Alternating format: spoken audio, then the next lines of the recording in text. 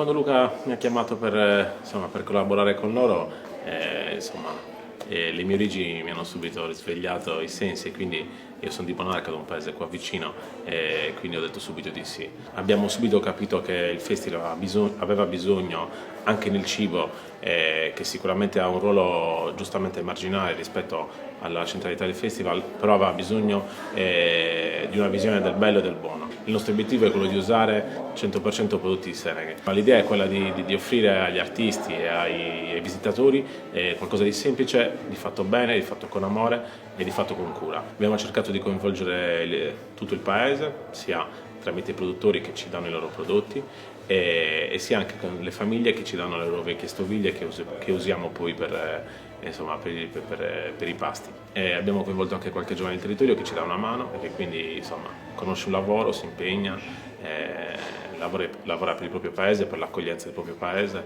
per un futuro forse più limpido e più bello.